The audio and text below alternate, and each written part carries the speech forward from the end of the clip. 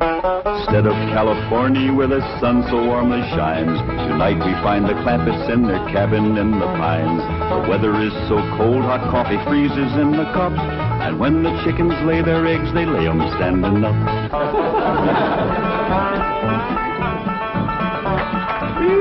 Doggy's gonna be a cold one tonight. Somebody better get ready to pry that sun up in the morning to get it started. Yeah, sure will be glad to get back to that nice warm mansion in Beverly Hills. It ain't no fun sleeping on this cold, hard floor. That's a fact. You think that's bad? You ought to try sharing a room with that wild daughter of yours. Well, leastways you got a bed. That ain't a bed. That's a nest, a roost, and a den and a hutch all in one. Is them animal friends of Ellie's still coming in at night, Granny? Everything that can get through the window. Why don't you shut the window? Because I can't sleep without fresh air. Especially with that third party in bed with us. What third party? Ellie, can you come out here and bring your friend with you? Yeah, Granny?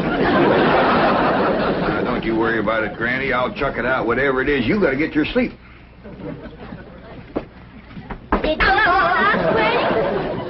Your pa wants that polecat. Give it to him. Now, wait a minute. Don't point that thing at me. We don't want to get drove outdoors on a night like this.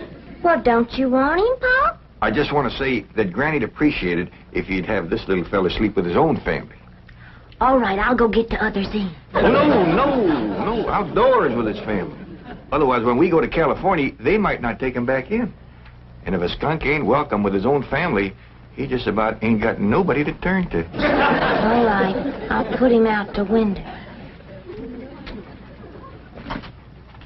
Uncle Jed, why can't we go back to Beverly Hills right away? Reckon we can tell him the truth, Granny? I reckon he's big enough. Well, you see, we promised your ma we'd stay here and help her till she gets herself married to Mr. Brewster. Well, how long will that take? Well, it hadn't ought to take long. She's got him boarding in your room now where she can get at him. Pearl told me tonight's the night. She's gonna feed him into a stupor, then set him in the parlor and sing to him until he proposes. It's a powerful combination. Pearl's cooking and singing. Yeah. If he can get got, Pearl will get him. Ain't that a precious picture? Niagara Falls, where the honeymooners go. Understand they're having special winter rates there now. I think I'd better turn in. I've got to get up awfully early. No. You sit down and relax. Jethrine and me's got a special surprise for you. It isn't food, is it? Food for the soul and the spirit. Music. What would you like to hear? Oh, anything you'd like to sing. Well, I'll just pick out something at random. Let's try this, Jeffrey.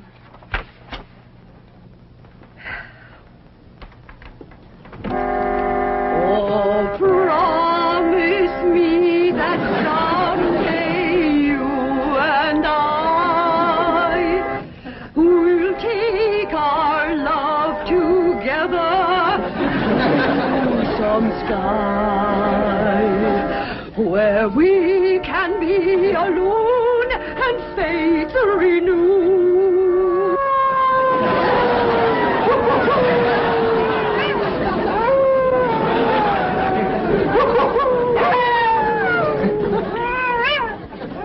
Uncle Jed. Uncle Jed. What's got them wolves so stirred up tonight? Oh, but something sure is setting them off. Hey, Granny, can't sleep a wink. Go to the right, Granny. Go to the left, Granny. Them wolves keeping you awake too, Granny? He sure is. Howling goes right through you. It ain't their hollering that's getting me. It's their snoring. Look for yourself. Ellie's got two of them under the bed. Granny, we gotta get that girl back to Beverly Hills. She's going right back to being a wild cougar. What y'all all doing out here? Trying to keep warm. Sure it's cold in there without you, Granny. Mind if I join you? I reckon so, if you don't mind a little human company for a change. Uncle Jed, we just gotta get ourselves back to Beverly Hills. We will, Jethro, as soon as your ma gets proper hitched to Mr. Brewster. Bless you. Oh, Pearl, give it all you got tonight. Oh, we's all gonna be down with pneumonia. just a song at twilight when the lights are low and the flickering shadows softly come and go.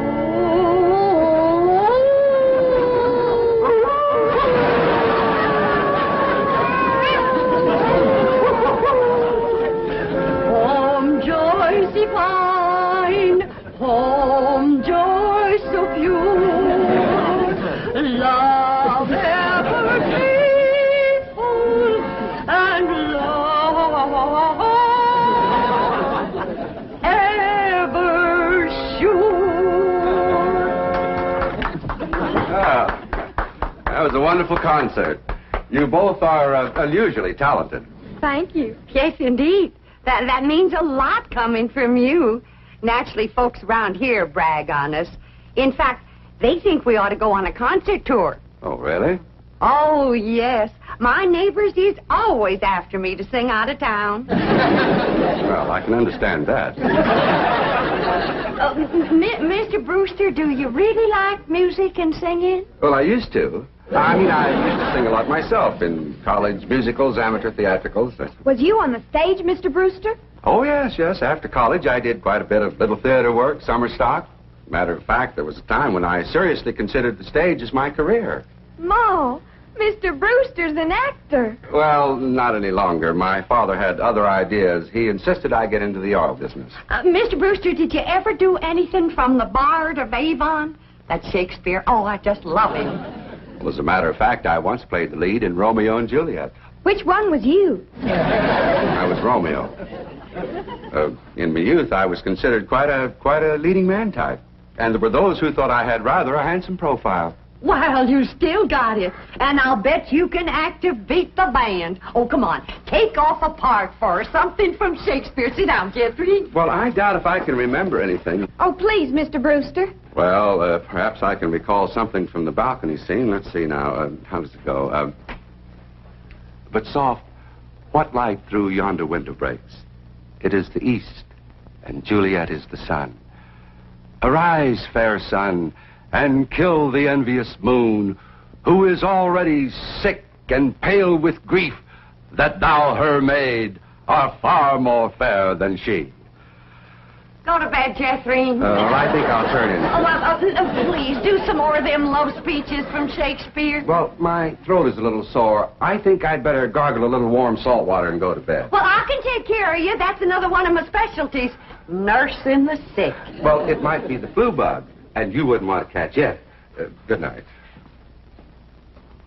If his flu bug is as hard to catch as he is, I got nothing to worry about. Jed, have you ever known it to be so cold? Never have, Jethro. This ain't cold. Your blood is thinned out from living in California.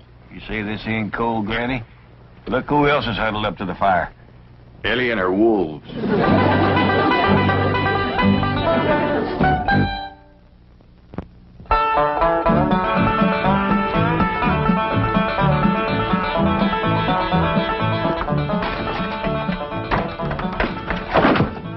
Still cold this morning, Granny. Cold? You call this cold?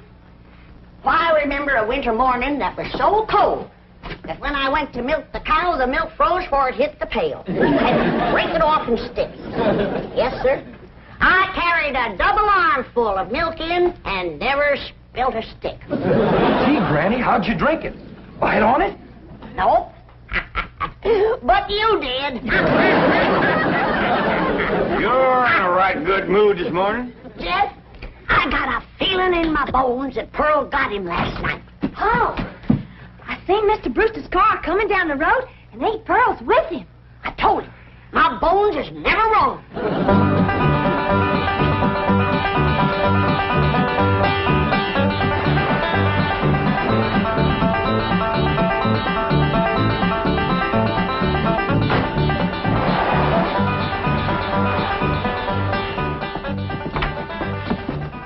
When's the wedding, Pearl? Want me to let him charge? Yeah, let's see your ring, Pearl. You want me to carry Mr. Brewster over the threshold for you, Ma? You don't look too happy. She don't sound too happy neither. Oh, all women folk cry when they're about to get married. I didn't get him. Oh. Did you try your best, Pearl? Oh, Granny, I throwed the book at him. Cooking, sewing, singing. I even nursed him through the flu. Got him well in 5 minutes. But he didn't propose. Jed, you go out there and do your duty to your female cousin. Ask that city fella what he'd rather get, married or buried. Now, Granny, I don't hold with getting folks married unless it's willing. Pearl's got enough willing for both of them. If you're going to make a liar out of my bones... Yeah, I'll have a talk with Mr. Brewster. Where'd he go, Pearl? He said he was going to park the car on the warm side of the cabin. But he must have run off. After him, everybody. We'll head him off at the pass and shoot him down like a dog. Now, you hold on. You ain't shooting nobody down. Just simmer down. Why, he didn't run off at all. Except we'll need you, Ellie, to get him back in here. How come? Looks like a couple of your friends are sizing him up for breakfast. Well,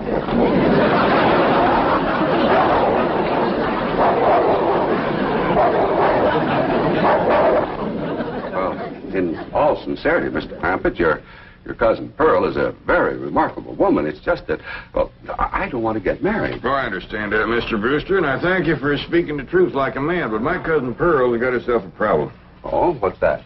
Well, ain't no secrets in the hills, and everybody's dog knows that you've been boarding with her over at her place, and they all know she's had her cap set for you. Oh, I ain't blaming you, Mr. Brewster. Jed? Did he say yes? Can we come out now? Not yet a while, Granny. Well, if you're too chicken to shoot him, Ellie's got her wolves standing by. Mr. Brewster, in order to save my cousin Pearl from shame, I'm going to ask you to do me a big favor. Anything I can do? I want you to propose to her in front of somebody. And let her turn you down, of course. Oh, I see. Of course, yes, that'll save face. Pearl will know that she's supposed to turn me down. Oh, sure, we'll have an understanding with Pearl. Now, the one I think you ought to propose in front of is Elverna Bradshaw. You know, Mr. Clampett, this idea of yours is quite inspired. Oh, it's just a notion. You see, Elverna is the biggest gossip in the hills. No, really, it's brilliant. It combines drama, pathos, suspense. It has a happy ending. Great third-act curtain. It's real theater. Of course, you'll have to be convincing, so Elverna will... Convincing? Why, I'll give a performance that the people of these hills will remember as long as they live. Well, just so that... When Pearl Bodine turns down my impassioned proposal of marriage, there won't be a dry eye in the house. Elverna, don't cry easy. Oh, well, now, surely you're not going to waste this dramatic scene before just one person. Well, I reckon Elverna's daughter... I've got it. I've got it. The movie house where Pearl plays the piano. You want to propose there? Well, it's perfect. Everybody in town will see it. Well, want to kind of shame you to be turned down in front of all them people? Well, it's just a performance. I've learned one thing in the theater. An actor always gives a better performance in front of a full house. Well, doggies, that sure is nice, sir. You? It's my pleasure, Mr. Clampett. Mrs. Bodine, Granny, come on in. Come on in, everybody. How about it, everybody? I reckon we better let Mr. Brewster tell you what's going to happen. Oh. Well, tonight at the movie house, Mrs. Bodine, while the whole town looks on, I'm going to ask you to marry me.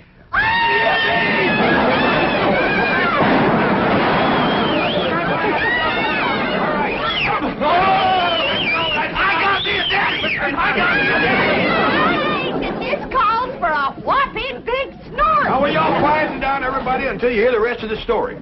Now, Pearl, when Mr. Brewster asks you to marry him, you're going to say no. Not unless I'm as drunk as you are.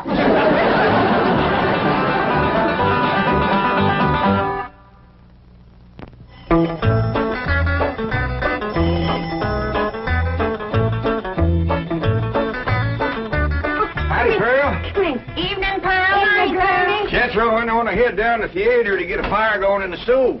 Where's Jethro, Pearl? Why, she's in her room getting dressed. Go on in and see her. Granny, what happened to your mink coat? This is it. Tonight's kind of special, so I'm wearing the pretty side out. You sure got your pretty side out tonight, Pearl? Oh, I tell you, Jed, I'm as nervous as if I was going to get a real honest-to-goodness proposal.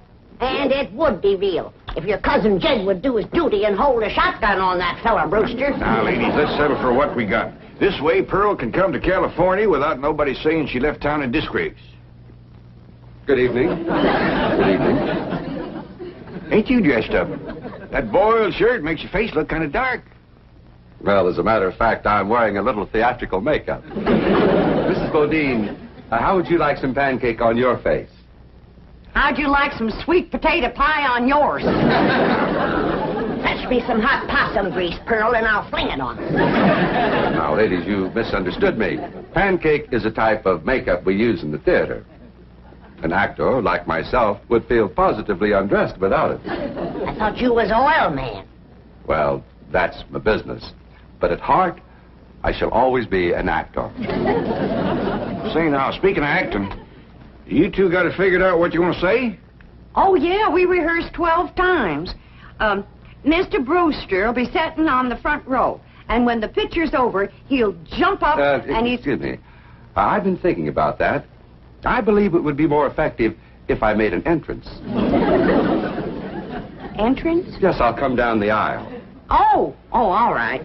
And then Mr. Brewster's going to say, Mrs. Bodine, don't go to California with your cousin Jed. Stay here and be my wife. I've been thinking about that, too. After a big entrance down the aisle, that's going to seem like a pretty flat opening speech. Well, you just say what you want to say. All I got to say is, no, I won't marry you. If that's Homer Winch, I'm going to hit him right in the head.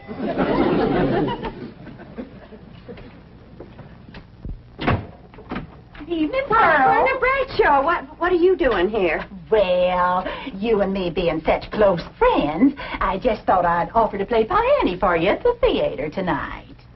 Why? Surely you're not going to show up and have folks whispering behind your back all during the picture. What in the world would they be whispering about? Pearl, I'm your best friend. You don't have to pretend with me. The whole town knows how you've been flinging yourself with that brother of yours.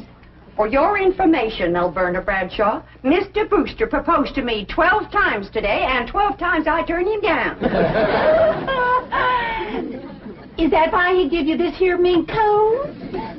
'Cause you turned him down? This here mink coat was given to me by my niece, Ellen May Clampett. Oh, Pearl, I keep telling you, you don't have to pretend with me. I'm your best friend. Well, Alberta Bradshaw is your best friend. You're up to your eyeballs in enemies. Mr. Brewster, if you was to go in there now and propose in front of Alverna, you could save yourself a trip to the theater. And the news would get around a heap quicker. You don't understand, Mr. Clampett. An actor needs an audience. Alberta, if you don't mind, I'd like you to get out of my coat and out of my house. I'm going to be late for the theater. Pearl, take your best friend's advice and sneak out of town quietly. You can depend on me to smooth everything over. Thanks for nothing.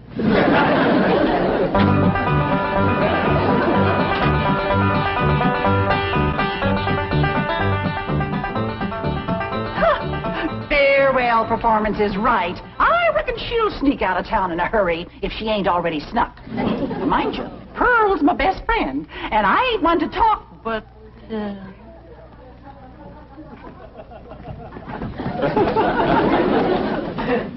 Good evening, lady. You too, Alverna. I noticed Mr. Brewster wasn't with her. Oh, and did you see that mink coat? Well, I wouldn't trade this little band of gold and a home-loving husband for a dozen mink coats. Would I, Luke? Luke? Luke Bradshaw! That little sneak, he got away again.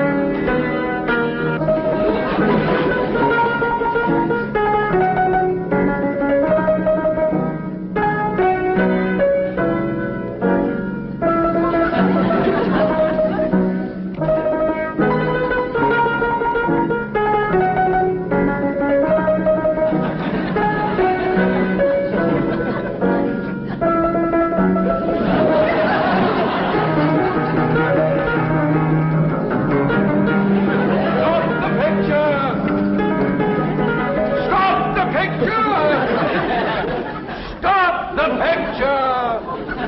All right, Charlie. Mrs. Bodine, I just saw that poster out front. Farewell performance. Does that mean you are leaving? Oh, yes, Mr. Brewster. I'm going to California with my cousin Jed and his family. Oh, no, please. Please, I beg you. I implore you. I beseech you. Don't go. Stay here and be my wife. No, thank you, Mr. Brewster. I cannot. I will not accept that answer. For I love you, Pearl Bodine.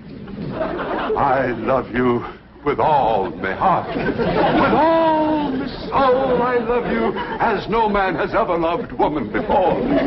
He's better than Francis X. Bushman. Be mine. Pearl, be mine. Come back here, Mr. Brewster.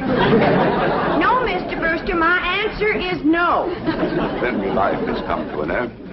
But what is life without love? If I was him, I'd let it go at that. Without Pearl Bodine, there is no love. Oh, me darling, oh, me precious. Say those words that will make me the happiest of men. I'm behind you. My answer is still no. Better quit while you're ahead, Mr. Brewster. Oh, how those words stabbed into me heart like cold steel. And only you, Pearl Bodine, can heal the mortal wound. Oh, moon of me desire, marry me, Pearl. No. I promise you a life of happiness, No? a life of luxury. No. Oh, me darling, look into me tear-stained eyes. Look into the tortured face of your love slave. Free me with that one divine word. Say yes. Say yes, and together we will enter a paradise of love everlasting. Yes, I'll marry you.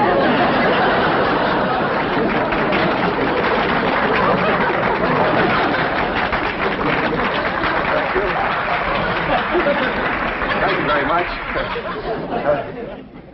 Did you say yes? Yes. Go ahead and said yes. I was ready myself.